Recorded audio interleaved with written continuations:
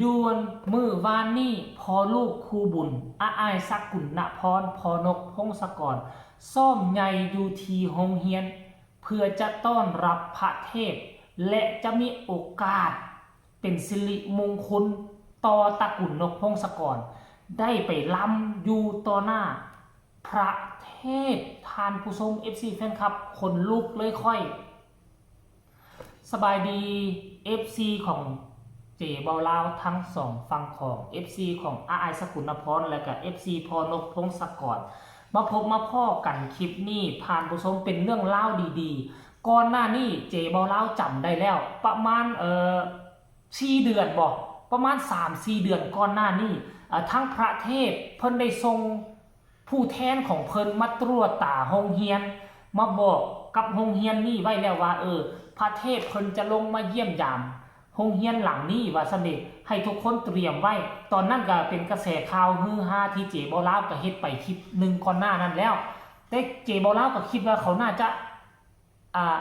ได้ล้ำละมั้งเพิ่นน่าจะมาละมั้งแต่ว่าเพิ่นบ่ได้มาเพิ่นจะไปบอนใดเพิ่นจะแจ้งไว้ลวงหน้าเป็น 3-4 เดือนเนาะในที่สุดวันที่พวกเฮาคองคอยมันก็มาถึงซึ่งโรงเรียนแห่งนี้มีการตกแต่งมาได้เป็นเวลา 2-3 วันแล้วก็คิดว่าคันบ่เป็นมื้อนี้ก็น่าจะเป็นมื้ออื่นมื้อนี่แหละน่าจะถึงแล้วล่ะแล้วก็จะมีการซ่อมเดินการซ่อมขบวนการซ่อมต้อนรับ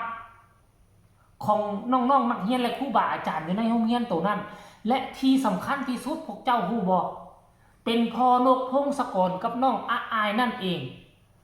ต้องได้เสียสละเวลามาซ้อมฟ้อนรำต่อหน้าพระพักตร์ซ่อมฟ้อนรำยังบ่แล้วยังซ่อมฟ้อนรำต้อนรับยืนเป็นแถวเลี้ยงแถวเวลาพระองค์ท่านเนาะพระเทพย่างมากอ่ะมีการย่อมือนกย่อมือไหว้เอาดอกไม้ไปถวายเพิ่นหลังจากนั้นจบแล้วเพิ่นมานั่งแล้วก็มีการกล่าวนั่นกล่าวนี่แล้วก็จึงมีการแสดงของพ่อนกพงศกรกับน้องอาอายสกุลนพรซึ่งการ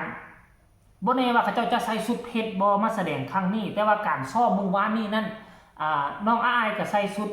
นักเรียนพ่อนกพงศกรก็ใส่ชุดนักเรียนคือชุดนักเรียนทรายของทางประเทศลาวเลยทั้งเทิงก็ใส่เสื้อสีขาวแขนยาวทั้งลุงก็ใส่ส่งแบบนักเรียนประเทศลาวนี่แหละแต่ว่านักเรียนประเทศไทยก็คือตอนอยู่ประถมนี่ก็ใส่ส่งขาสั้นเนาะคือลาวนี่ใส่ชุดแบบนี้เลยซึ่งคุณครูก็ยืนอยู่ข้างๆโอ้เป็นตาฮักเป็นตาแพง FC แฟนคลับ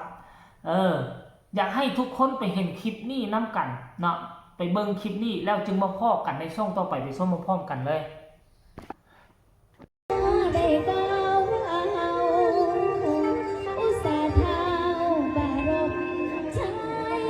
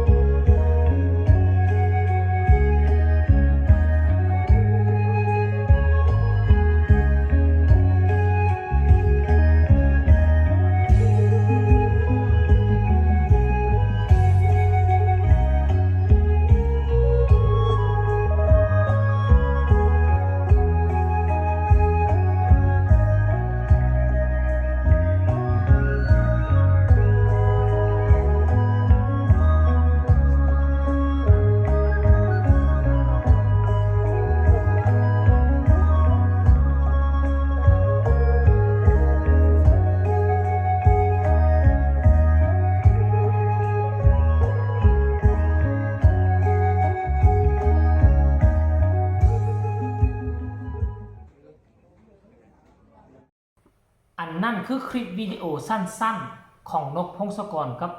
ลูกสาวอาอายสกุลนพรเป็นผู้ออกมาโพสต์เนาะแล้วก็เป็นผู้ออกมาแสดงบอกว่าเพิ่นดีอกดีใจร้ายว่าซันเดย์เดี๋ยวสิพาทุกคนไปเบิ่งของบอสนกพงศกรเด้อหลังจากซ่อมใหญ่มือวานนี่เพิ่นก็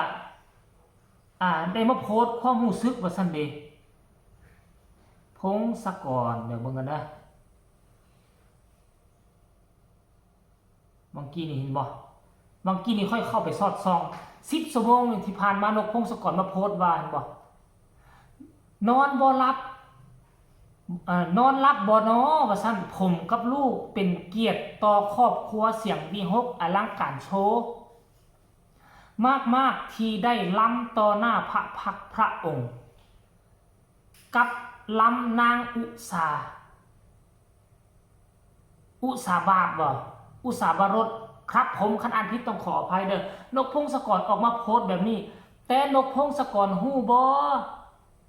11 โมง 12 โมงกลางคืนลูกสาวของเจ้าก็ด้วยความนอนบ่หลับนั่นแหละเพิ่นจะได้ต้อนรับพระเทพเพิ่นจะได้ล้ำต่อหน้าพระเทพเพิ่นนอนบ่หลับเพิ่นก็เลยออกไปลุยหาหยังกินตอน 11 โมง 12 โมงกลางคืนไปเจอบอสนุจวดให้ว่าซั่นจวดไปจวดมาได้เสียเงินเลี้ยงหลานสาวด้วยซ้ำไปนี่ท่านผู้ชมนกพงศกรก็ได้แซ่รูปของพระเทพนี้มาโอ้โหเพิ่นบอกว่าฮู้สึกเป็นเกียรติของวงตระกูลเพิ่นหลายป้าทุกคนไผก็สิฮู้สึกหั่นแหละเนาะคนเป็นร้อยเป็นพันคนเป็นร้อยเป็นพันวงน่ะอยากมีโอกาสแบบนี้ยังบ่มีโอกาสแบบนี้แต่ว่านกพงศกรครับน้องอาอายบุญรักษักใหญ่ที่ได้พบได้พ่อพระองค์ท่านอยู่ต่อหน้าเลยท่านผู้ชมโอ้ยก็ถือว่าเป็นบุญบารมีเนาะทุกคนเนาะก็บ่คิดบ่ฝันว่าพ่อลูกคู่บุญคู่นี้จะมีบุญบารมีได้อยู่ต่อหน้าพระองค์ท่านขนาดนี้เดี๋ยวค่อยสิพาทุกคนไปอ่านคอมเมนต์มันกันเด้อ FC แฟนคลับสิคิดว่าแนวใดหลังจากเห็นคลิปวิดีโอนี้มาไปเบิ่งกันเลยคอมเมนต์นี้บอกว่าบุญวาสนาคักพอลูกครั้งหนึ่งในชีวิตได้มีโอกาสล้ำหับเสด็จจะแมนมีบุญหลายสองพอลูกได้ล้ำต่อหน้าพระพักตร์รับเสด็จมีแต่เรื่องดีๆเข้ามาเด้อต่อนี้ไปวงของเสียงวิหกพระองค์ท่านจะจดจะชื่อไว้ 100% ว่ามีหัวหน้าน้อยหัวหน้าใหญ่คืออาอายสกุลนพรกับบอสนกพงศกรเป็นผู้ดูแลวงนี้ดีใจน้ำพอลูกคู่บุญจ้ามีบุญวาสนาร่วมกันอิล่าจ้าน่ารักมากเลยค่ะทั้งคุณพ่อทั้งอาอายค่ะบุญวาสนาแท้ๆเลยค่ะวาสนเดผู้นี้บอกว่าสวยงามมากค่ะพ่อจ๋าลูกจ๋าลำสวยมากค่ะน่ารักทั้งพ่อทั้งลูกเลยสวยรำสวยงามน่ารักทั้งพ่อทั้งลูกเลยวาสันจ้าสวยงามมากบุญวาสนาคักแท้พ่อกับลูกครั้งหนึ่งในชีวิตไม่มีโอกาสได้หลับสนิทได้รับในลำดับจะเด็ดไม่อย่างว่าเขียนผิดหรือว่าได้รับเสด็จมาเสนอทุกคน FC แฟนคลับขอฝากฟังคลิปนี้เอาไว้ก็แล้วกันอันนี้เรื่องเล่าล่าสุดเกี่ยวกับพ่อลูกคู่บุญน้องอาอายกำนกพงศกรมีภารกิจอันใหญ่หลวงต้องได้รับเสด็จพระเทพซึ่งมันเป็นบุญวาสนาของวงตระกูลคือพ่อนกพงศกรเว้าอีหลีฝากคลิปนี้ไว้อ้อมอกอ้อมใจของทุกคนก็แล้วกันใครก็มีคำคิดคำเห็นขึ้นใดก็ส่งข่าวมาได้ทางใต้คอมเมนต์พบกันใหม่ในคลิปหน้าสำหรับคลิปนี้สบายดี